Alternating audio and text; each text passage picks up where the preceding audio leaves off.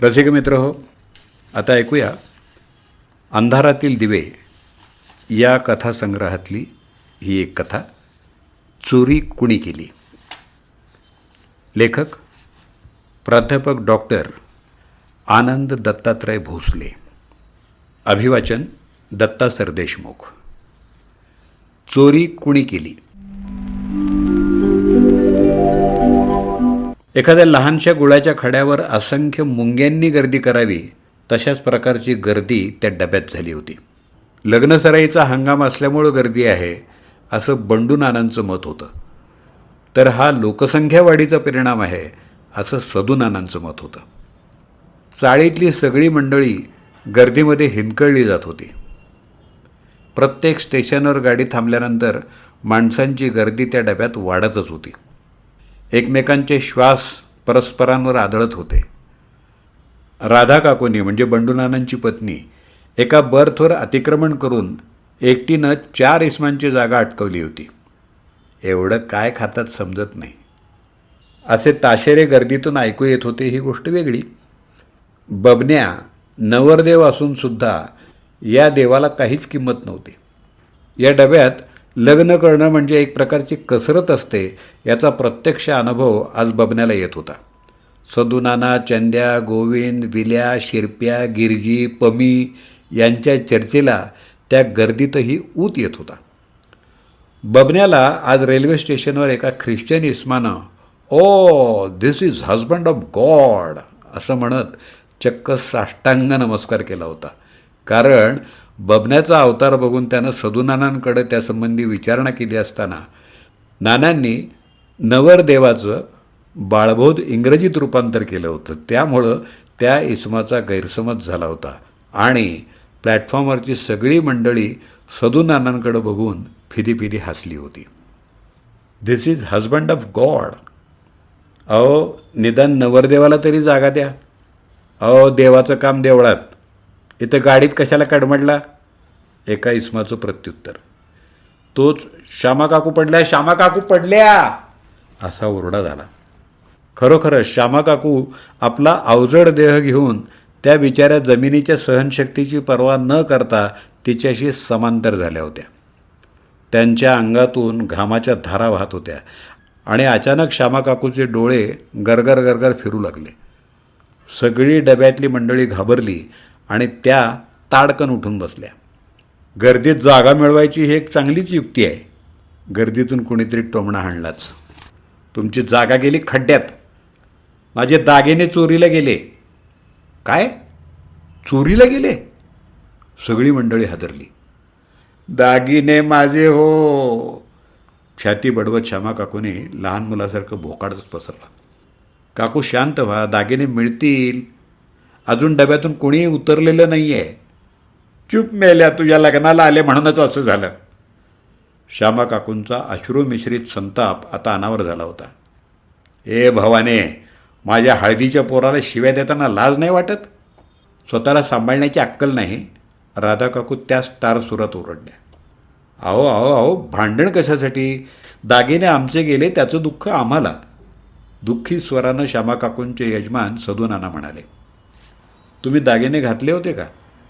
एका अनोळखी प्रवाशाचा प्रश्न. "Shut up. मी यांचा मिस्टर, समजलात?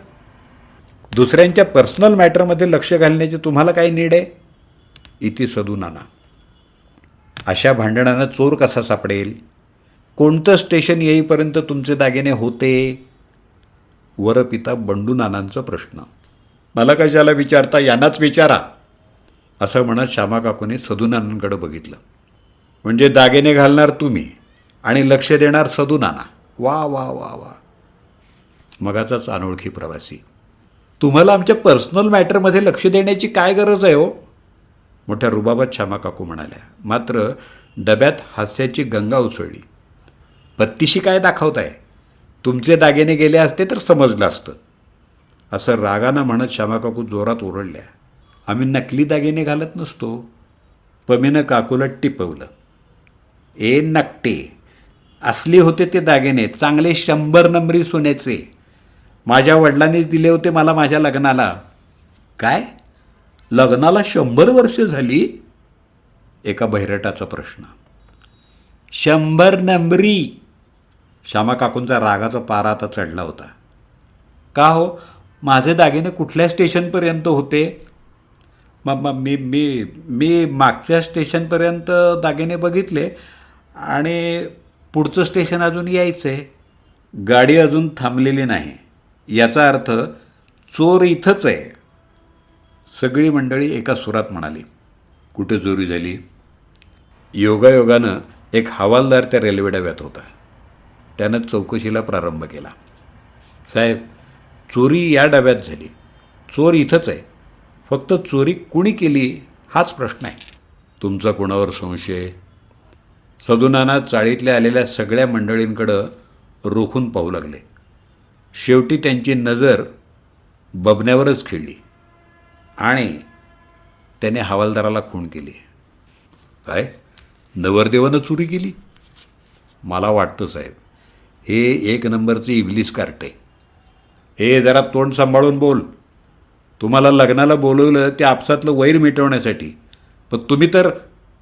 बंडूनानानं सुद्धा आता राग आला होता. माझ्या पोरानं चोरी केली? अरे बायकोच्या बैला. राधा काकूंच्या तोंडातून अति संतापामुळे शब्दही फुटत नव्हता.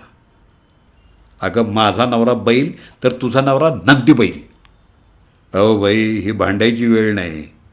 यांचा संशय नवरदेवावर आहे. फक्त झडती घेण्याचा तर प्रश्न आहे. हवालदार उद्गारला. का म्हणून झडती? माझ्या हळदीच्या पोराची लग्नाची वरात काढायची ऐवजी जेलची यात्रा करायला लावता का काय? नवरदेवाची आजपर्यंत कोणी झडती घेतली साहेब? अहो, लग्न होऊन जाऊ द्या आणि मग झडती घ्या. अगं बाई, असं आहे तर. हवालदार साहेब, या दोघांनी आम्हाला गोडगोड बोलून लग्नाला आणलं. वास्तविक 5 वर्षापासून आमच्यात भांडणं होती. तेव्हाच मला संशय आला आणि आता यांनीच बबन्याला दागिने उडवायला सांगितलं असेल. हे पण या डावात सामील आहेत आणि म्हणून ते झडती घेऊ द्यायला तयार नाहीत. श्यामा काकूंचं अपूर्व वाक्य सदुनानाने पूर्ण केलं. घ्या घ्या, नवरदेवाची झडती घ्या, वर बापाची झडती घ्या, वरमाईची झडती घ्या. आवेशानं पुढे येत बंडूनाना म्हणाले. हवालदारानं बंडूनानांची आणि नवरदेवाची झडती घेतली. एका स्त्रीकडून राधा काकूंची झडती घेतली.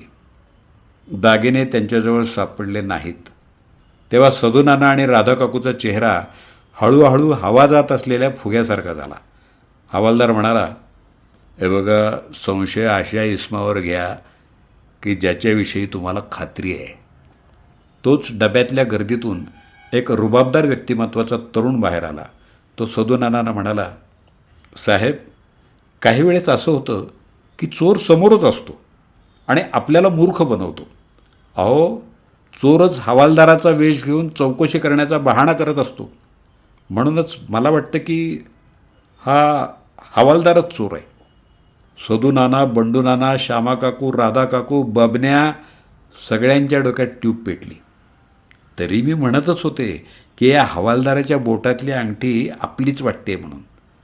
असं म्हणत श्यामा काकूने त्याच्या हातावरच झडप घातली. हो हो, आपलीच आहे. चोर सापडला, चोर सापडला. अति आनंदानं श्यामा काकू ओरडल्या. डब्यात एकच गदारोळ झाला. अहो अहो अहो, मी खरंच हवालदार आहे, माझं ऐकून घ्या. ओ शटॅप. परंतु कुणीच त्याचं ऐकत नव्हतं. सर्वजण वाहत्या गंगेत हात धुत होते. तोच गाडीचे कर्कच्चून ब्रेक दाबले गेले. त्यांच्याच डब्यातून कोणीतरी साखळी ओढली होती. स्टेशन जवळ आल्यासारखं दिसत होतं आणि मघाचा तो रुबाबदार तरुण पूर्ण गतीनं किर्र झाडीत लुप्त होत होता. मात्र दागिने इज गोईंग, थीप थीप. सदुनाना जोरात ओरडत होते, पण बबन्या मात्र आनंदानं त्याच्याकडे बघत होता. कारण आता चोरी कुणी केली हा प्रश्न संपूर्णपणे मिटला होता. चोरी कुणी केली? आत्ताच आपण अंधारातील दिवे या कथासंग्रहातली एक कथा ऐकलीत. लेखक सेवानिवृत्त प्रोफेसर डॉक्टर आनंद दत्तात्रय भोसले, GS कॉलेज, खामगाव. त्यांचा मोबाईल नंबर 983491 4761. अभिवाचन दत्ता सरदेशमुख. 8329730186.